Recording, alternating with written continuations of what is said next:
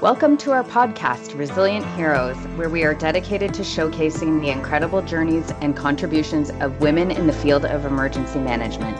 I'm your host, Laura James.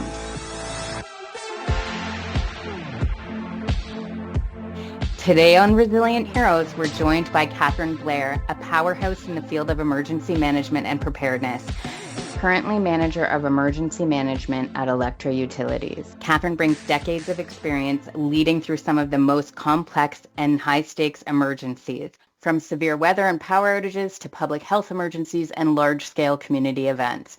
Her deep technical expertise, calm leadership, sense of humor, and ability to bring order to chaos have earned her respect across North America.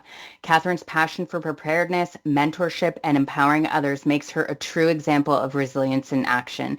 And today, she's sharing her remarkable journey with us. Thank you so much for joining us, Catherine. Welcome. Well, thank you, Laura. Thank you for having me. This is, quite the experience. So I've heard a few of your podcasts. They're amazing. So thank you for including me. Thank you so much, Catherine. And Catherine, you really are, for women in Ontario and Canada, one of the leaders in emergency management for all of us. So let's start from the beginning. What really sparked your interest in emergency management? I know back in the day, there weren't programs specific to emergency management. So what really got you going? You're right. Way back when I started. Oh, my goodness. Over 30 years ago. 30 years. Oh, yeah. Over. It's funny because, yes, you're right. There was no terminology like that. And it's something I just kind of fell into through my my training. I was working in labs at the time because my background, I'm a chemist. And so I was kind of working in the labs. And it was great when something went wrong. Something exploded or something caught fire, which kind of explains my career path. But it was exciting because I had to figure out what went wrong. I had to make sure it didn't happen again, but also had to protect myself and the people around me in that work environment. Right. So it sort of morphed from doing, how do I handle this emergency, beyond. And many people who know me know I worked a lot in hazardous materials. Mm-hmm. So that work responding also morphed and merged with emergency management. So that's how I got interested, because suddenly now I wasn't doing the same thing over and over and over. I was thinking, I was planning, and I was forecasting, doing forecasting. What if this went wrong, or what did that go wrong? And it's always been so dynamic. I've never say this career has had a dull moment. And so how did you go from that lab environment into a more structured EM career? Well, I got bored. I got bored very easily in the labs. This is a common theme amongst women. We like to move around and find something challenging. Okay, so you got bored.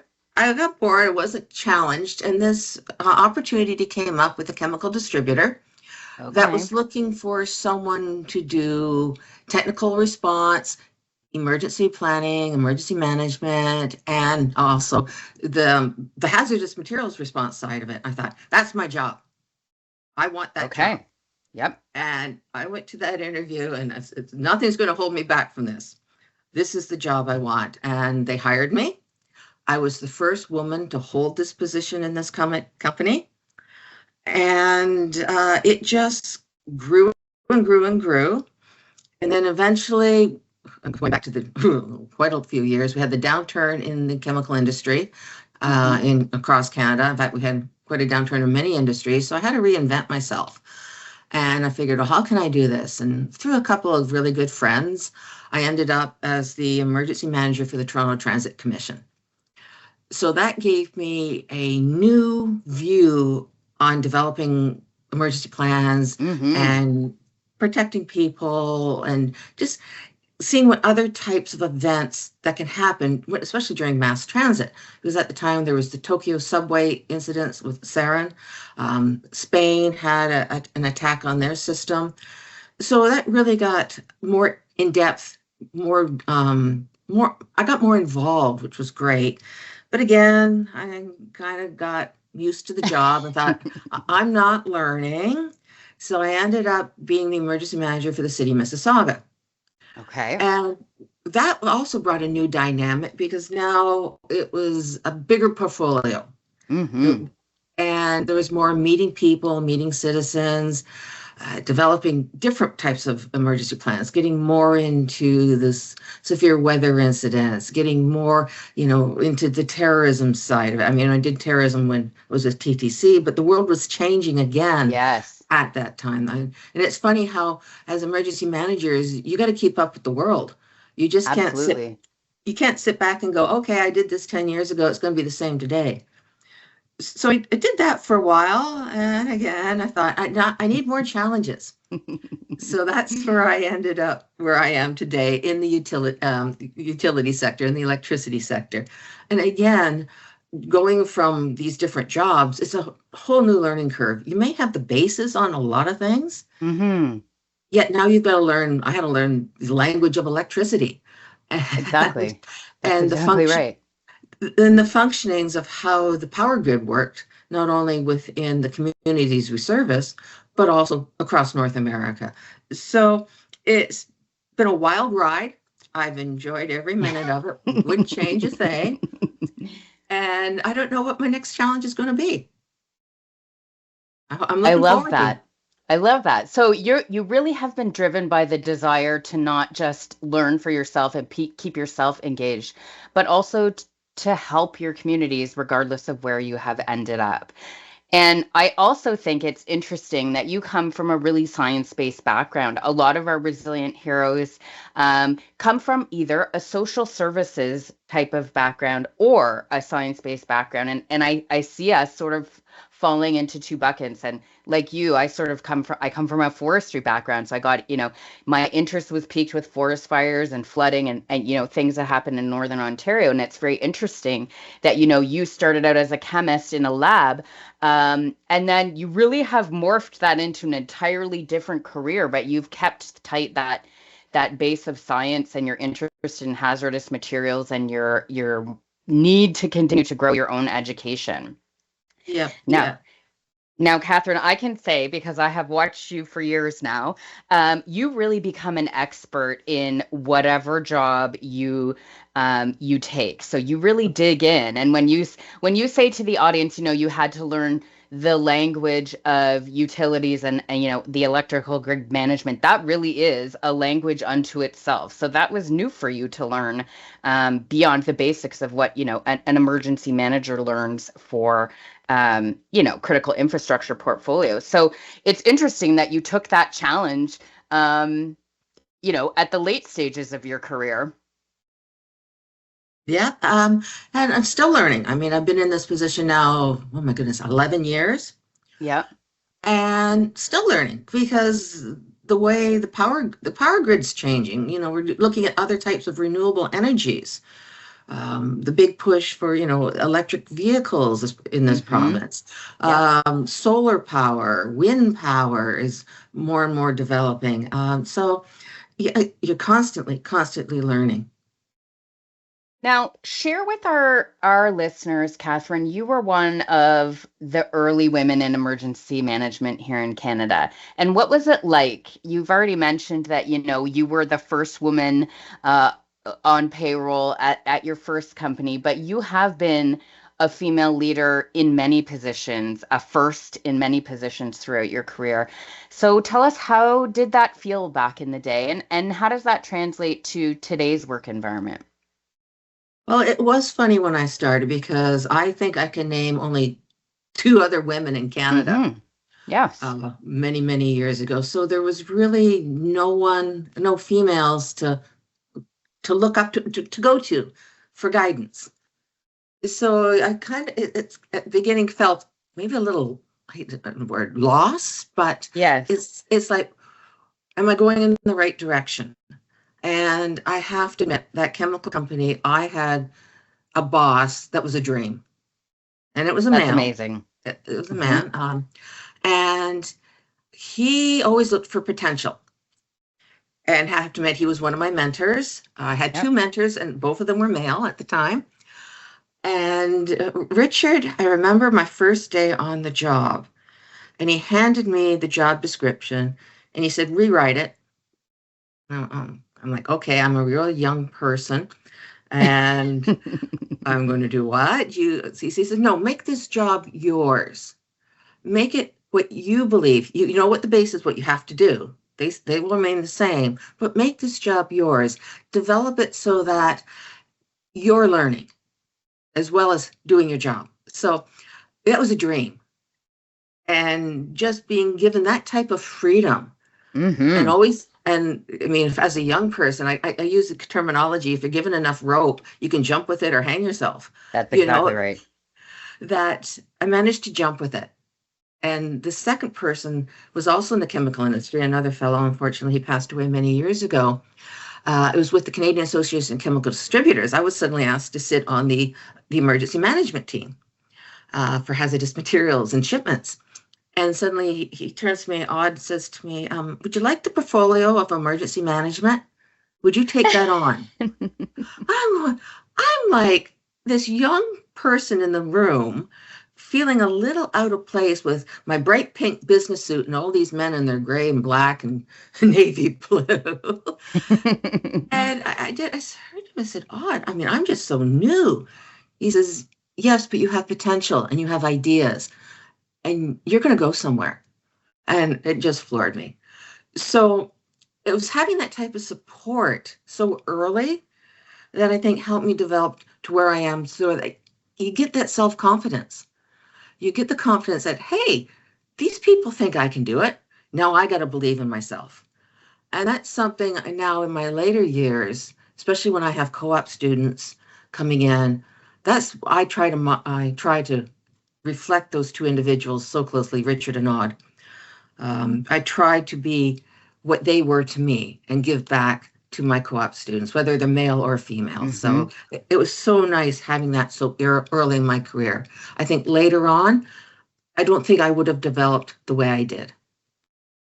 And I think that reflection is probably a good one at this stage in your career. But that early mentorship set you on this path 100%.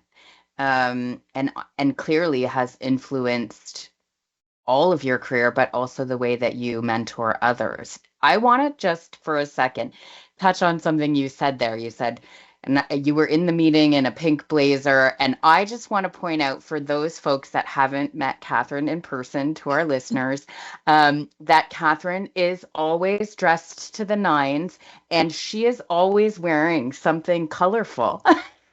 And as a woman whose favorite color is pink, I can appreciate that. But I also will say that you have been doing that for your entire career and have been very easy to spot on panels, in meeting rooms, at conferences, because you stand out in the crowd and you are not afraid to stand out in the crowd and be feminine and wear appropriate business attire in colors other than the traditional black and blue. And I can say that I have been watching you for years and also think to myself, I can wear pink, I can wear red, I can wear whatever I wish.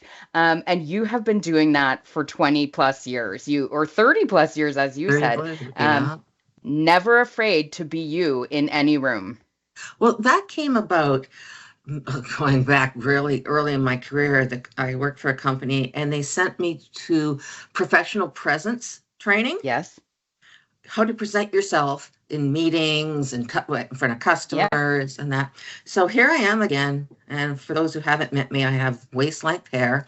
I have long fingernails. They're brightly colored. And I'm sitting there. And unfortunately, I hate to say it, was a woman leading the class. And she turned to me and said, look, if you want to be taken seriously in this career, in this job path, you've got to do some new things. You've got to change. Like, yep. Okay. Like what? Well, first of all, cut your hair. It has to be short. Cut your nails. Don't wear nail polish. Limit the makeup. Buy brown business suits. Wear loafers because people know I wear stilettos. Make sure you have a satchel that looks quite professional, and wear a fedora. And I'm thinking, a fedora. A fedora. And Okay. maybe I got some young people on that listen to this won't know what that is, but it's a ridiculous looking hat. And I'm thinking to myself, do I have to change myself to look like Ernest Borgnine? I'm again dating myself to be taken seriously. I went, hell no. Excuse me. I'm being me. And if Yes. people cannot accept that, then I'm better off not knowing you. So that's how all this came about. And I love bright colors. I mean, You they're do. happy. As do I. They're happy. But that's Yep. kind of the origin of me. And You so don't have thank you. to, you don't have to change yourself to fit in. You do fit in. It's by your knowledge and your respect for others. That's how I see fitting in. Thank you for that, Catherine. And you really do inspire in your presence in every room. So I want to just move into you having been one of the first female leaders, and you have said that you had amazing male mentors at the beginning of your career. Talk to me about any gender-based challenges that you have faced in your career. Did you have them, and how did you navigate them? Oh my God, how long is this podcast? Um, It's only an hour. okay. Well, I guess one of the first things that came about, and it wasn't so much, it was from the industry itself. When you go on site, you have to wear PPE. Do you think there Correct. was any made for women? No, there was not. There was not. So I ended up, I mean, if your PPE is not fitting properly, it's more of a hazard to you than what you could be going into. Exactly. So one thing I did, I needed a flame or fire resistant suit. And of course, I'm looking at all these things made for men. I said, nah, I went and had one made specially for me, and it's bright fuchsia. I still have it. So I had to adapt to different types of PPE. Either I got it specially made for myself, or I mean, thank goodness there was no social media at the time. I was on a training course and I had to wear an encapsulating suit, and it was made Okay. for your typical 6 foot Yep. fellow. They actually had to take duct tape and duct tape the butt of the suit to the shoulder so I didn't trip over it. So so Okay. that was something within the industry itself, and I'm still not seeing a lot of PPE for women. I'm still not seeing it to this day. I think another example I can give was part of my job many years ago was to do training, and I get a call from this major company that we sold to. They wanted someone to come in and teach the emergency side of and response and the hazardous material side of it to these chemicals they were buying. I said, okay, fine. Thanks, sir. Let's pick some dates and we'll see when I can arrive. And there was dead silence on the phone. He says, can you send one of the guys on your team? Oh And my I gosh. said, no, sir, this is my job. This is what I do for the company. He goes, oh, we don't need training. I'm like, Wow. wow. So actually, handling that one, I actually went immediately to my boss, who was the super boss. I said, Richard, this is what happened. I'm like, oh my goodness, they're a major customer. But this is what they said. They don't want a woman training. He sat back and he looked at me and he said, good for you. I support you. So that, support again, reinforced that, yes, this is my job and I'm going to do it. I could think another kind of funny example is rather funny again. I get a call and I had to go on scene, and the road is blocked by the police because there was a serious spill going on. Mm-hmm. And I get there, I get out of my car, I go to the police officer, and I get, wait a minute, ma'am, you can't go there. There's a serious problem. I said, yes, I know, I'm here to help. Oh, Of no, course. you can't go there, ma'am. You can't go there, ma'am. I said, well, I'm here to help. He said, look it. The company is sending a representative to solve this problem. He will be here shortly. I went, surprise! Wow. That's me. It's just kind of, in fact, the company owner that we're going to help with this response actually had to come out and tell the police to let me on site. Wow. And there's also been maybe the darker side to it too, Mm-hmm. with I had a punch thrown at me on a site. Um, Catherine. Interesting words. used to describe me. Yes. So in those early stages, there was a lot of, we don't want that woman telling us what to do.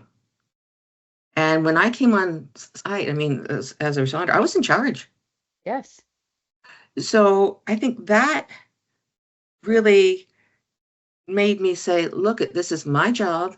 I'm doing it. Don't get in my way and don't be interfering, because I spent a lot of time having to prove that I could do the job.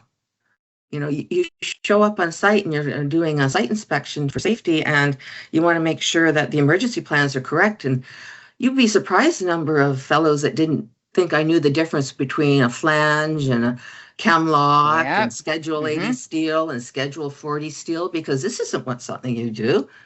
I mean, in the early days, to get around certain things, especially at job interviews, I used my initials to hide the fact that I was female. Ah, and that was one of my next questions. I mean, did you feel that your identity as a woman influenced your approach, and that's a perfect example of using your initials so that you're not identified prior to, the meeting or the issues being dealt with. Okay, what else did you have? How else did you manage that? I think by standing up, I didn't back down. I mean, when the fellow came at me with the clenched fist, I didn't budge. I stood my ground, which, looking back, it could have been gone totally Yep. sour, but it Yes. didn't. So that's me, and that's something I say to a lot of the women I talk to, especially wanting to get into this field. You're Mm-hmm. going to have to stand your ground, and I mean, sometimes we're all human. You either are right or you're wrong, and of course, if you're in something that's you're not correct, you certainly are going, okay, I've learned something. I respect you telling Yep. me I was wrong, and I admit that, and that now I've learned. But yeah, that's one thing is in my entire career, and it's something I learned from my father. Always stand up for yourself. It's true. And it is hard. I mean, I will share with you and our listeners than I have before. It is hard to stand your ground if you're the sole voice in the room. It can be really difficult. And I think, over the years, you have had the mentors and you have had the ability to stand your ground. But does that give you a different insight now into how to approach every situation? I mean, do you think that both your experiences and the fact that you're a woman brings unique leadership style to the way you approach a crisis? I think in one way it does. I mean, it certainly has me. I think women are great at assessing people skills, or Hmm. you're in a room of different people, so you can sort of look at that individual, or just by body movement, go, this one is going to be pretty easy. This person might be easy going. Or so I think as women, we have a better sense of people to help Yes. us to help us manage those difficult situations. Um, Also, I think in our approaches when we look at emergency management and writing emergency plans, that we think a lot more. And of course, I'm not putting down any of the fellas, No. but we also I think we focus a lot on the consequences to people Yes. The and community. Yep. the community, and looking at diverseness of communities. So, yeah, I just think it's helped me, especially in very difficult situations. Maybe, holding back a bit, which for me is hard. Hmm. I Hmm. want to make sure the brain goes first before the mouth, and assessing the situation. I think women have really good skills in assessing situations. I agree with that. And I also think that when I've watched you and I've watched you in many exercises over the years, your strong presence as a leader at the head of the room, you provide quiet and equal opportunity for every voice in an operation center when you are directing. And that is something I think that is unique to many of the women in leadership that I see. It doesn't matter rank or experience, you allow for all voices in the room to be heard, and be part of the solutions. And I think that that is unique. And as I see that unfolding over the decades as you are, it's something that I think we should really highlight as a key positive perspective and approach for leadership. It shouldn't just be, who has the most bars on their shoulder. It really should be that we're all here because we bring our experience into this room. We're all here for a reason. And I have often in briefings heard something that has changed the path and the approach or the objectives because I gave voice to someone in the room. And I want to thank you for that, because over the years I have watched you in many exercises listen to all the voices in the room and give credence to those folks that may bring a different perspective, to those folks that are more seasoned. And that's something I have watched and learned from you. And I think that's part of your history, in that those mentors at the beginning for you gave you a voice right off the bat. And you've carried that through, recognizing that everyone that's part of a response has something to share and something to give. And so I want to thank you for that, because that is not always the case. And you're exemplary in that area. Well, thank you. I mean, you said something that was it made me kind of smile when you said about, more stripes in the room. That, when you get those different people in the room, it can be very intimidating, especially for a younger person, or, maybe not high up in the organization that they're in, that you need to walk over, you need to say, I'd like to hear your ideas on this problem, or, do you have any insight into what's going on? Just to help break that barrier of being intimidated by people that are, a little more seasoned or have higher ranks. Exactly. And you have changed that for women in Ontario. We have looked to you to say, hey, in some cases, you were the first person to ask for the opinions of those folks in the room. And so for those listeners, I know you're thanking Catherine as much as I am. So thank you for that. And I want to ask you that over the years, because you really, I hate to use the word, but are one of the pioneers, have you seen opportunities for women shift and expand? And what changes stand out to you most? And whether that's positive or negative?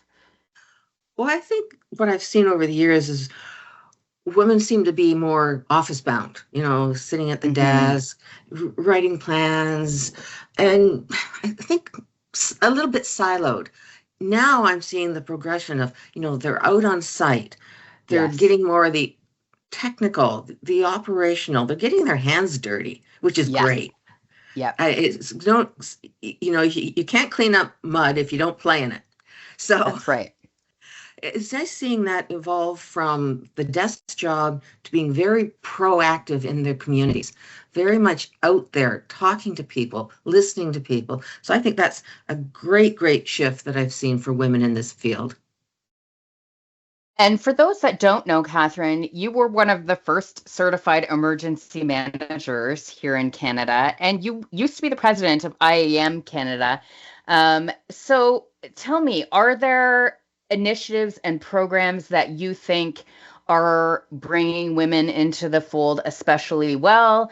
Are you seeing changes that are pushing women into the leadership roles? What trends are going along with that?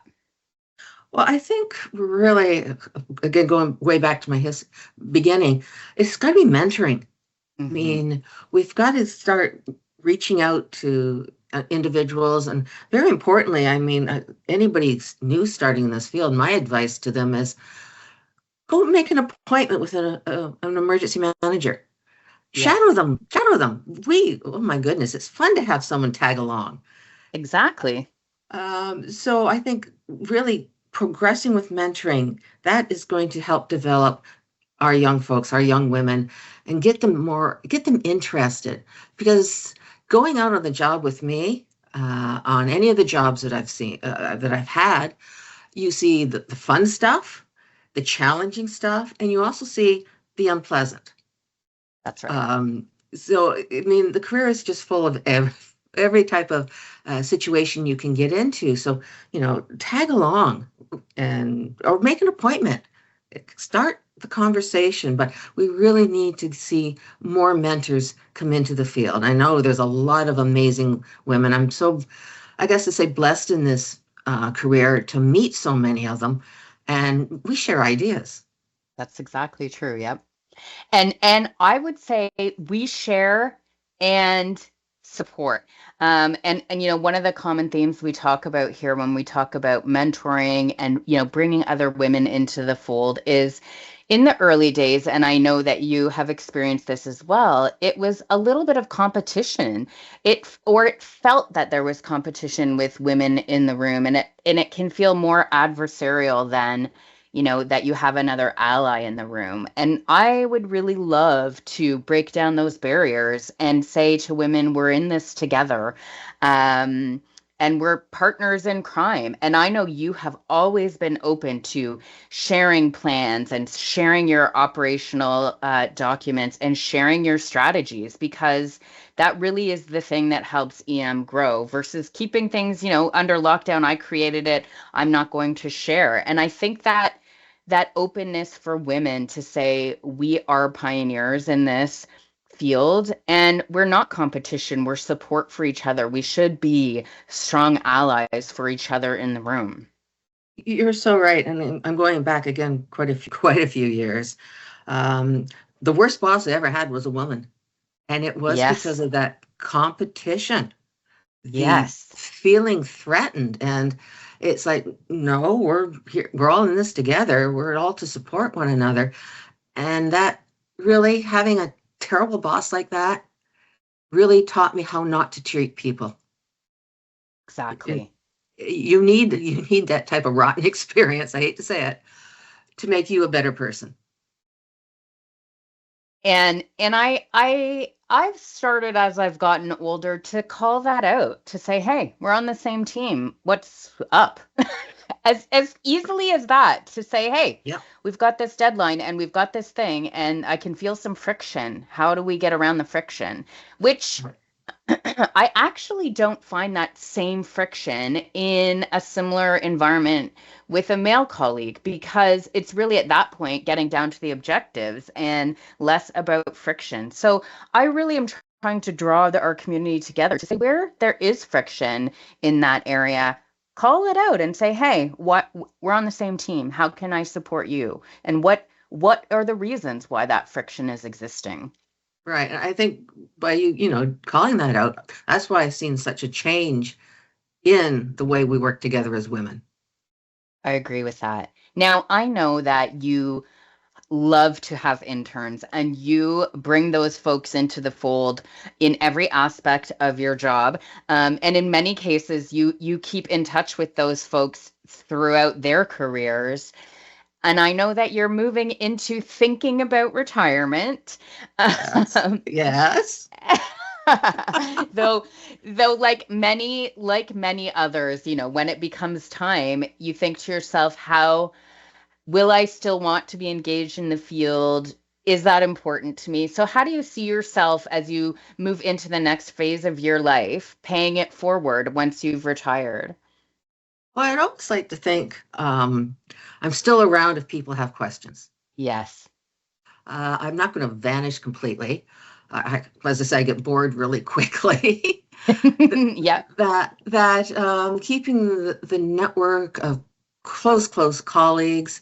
Again, you're right. I mean, good grief. I have an intern that worked for me over 20 years ago. I'm still in contact with her. Yep. Um, and I'm proud of her career. In fact, she moved to a different country and was trying to develop herself. And I'd be getting emails. I got this situation. How would you handle this? And my first question back is, no, you tell me what how you would do it, and then I'll let you know. So I'm not going to disappear, and I still hope that young women would reach out to me and just ask, for the old dinosaurs perspective on things. Listen, it is a wealth of knowledge that you bring. Now, I'm going to ask you sort of a couple of final questions here. Okay. And when you reflect on your career from back in the early days in the lab to where you sit now, I mean, really a leader and someone that has impacted so many folks in emergency management and in so many different verticals, whether that's hazardous materials, public transit, community emergency management, and now the utility sector. Like that career has spanned so many different verticals and buckets. What makes you the most proud? Oh my goodness. Well, we don't take this job to win prizes, Correct. But I will mention, I was nominated by my peers for a couple of awards. And Yep. you go, wow, me?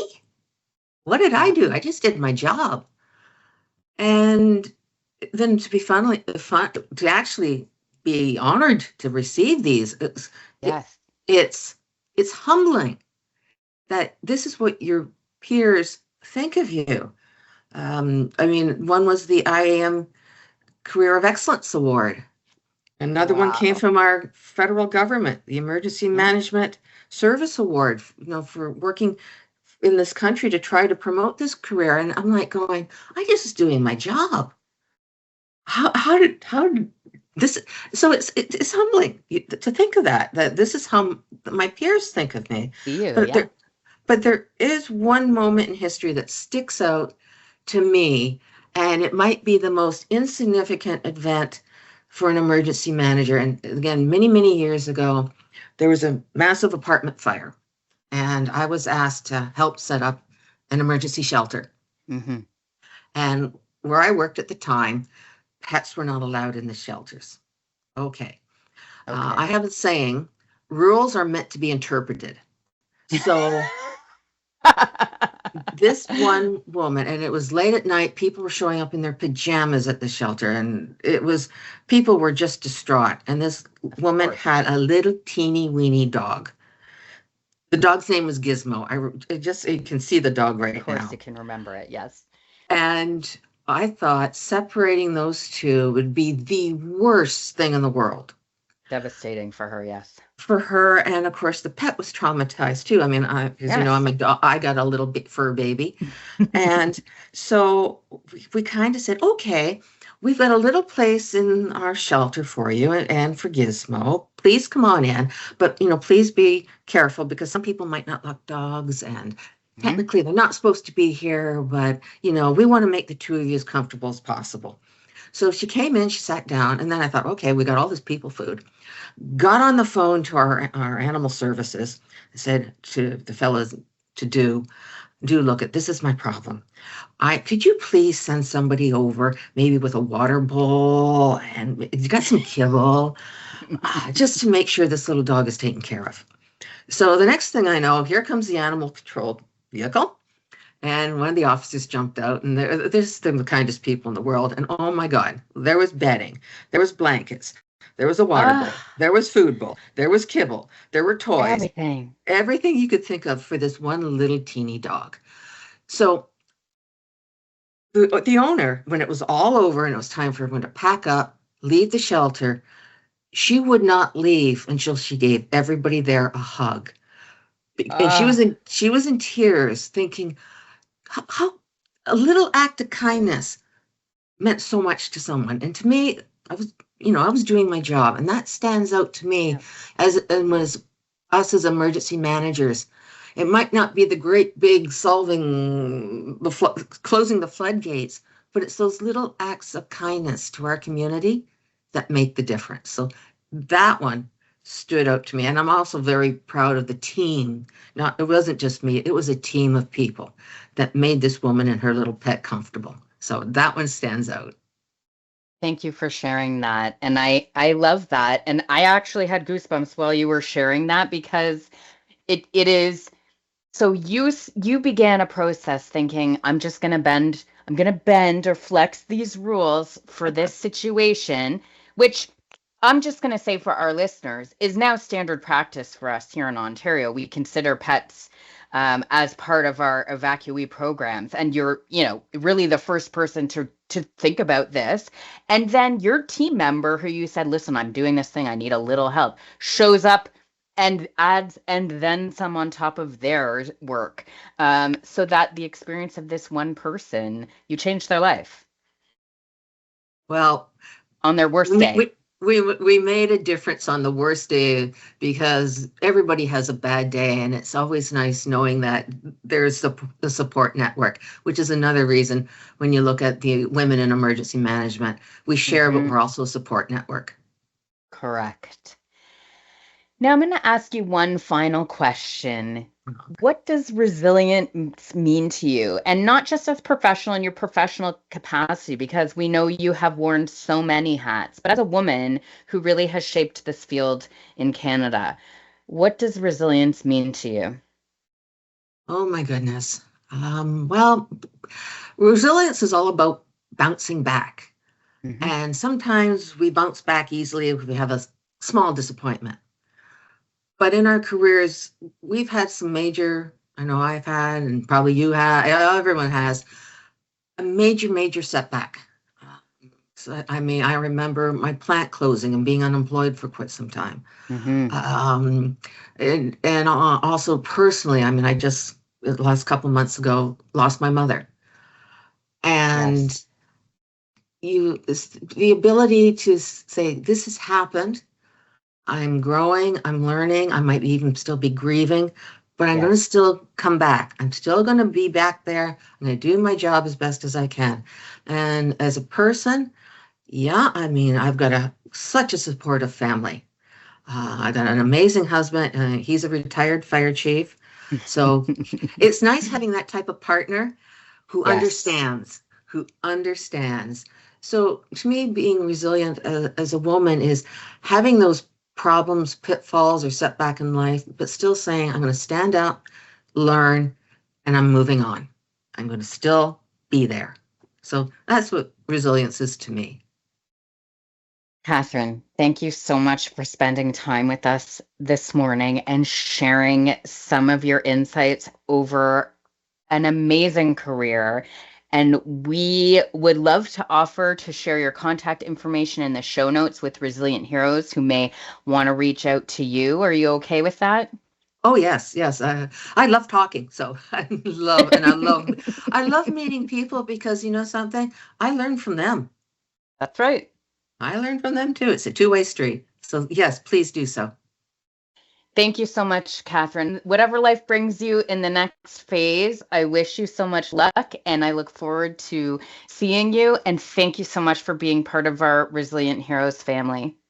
Well, thank you, Laura, for having me, and thank you for doing this. You are opening up a new world for the existing old timers, but more importantly, for those ones that want to get into a career. You're really helping women progress. Thank you so much. And Resilient Heroes, stay safe, and we will see you next time. Have a great day.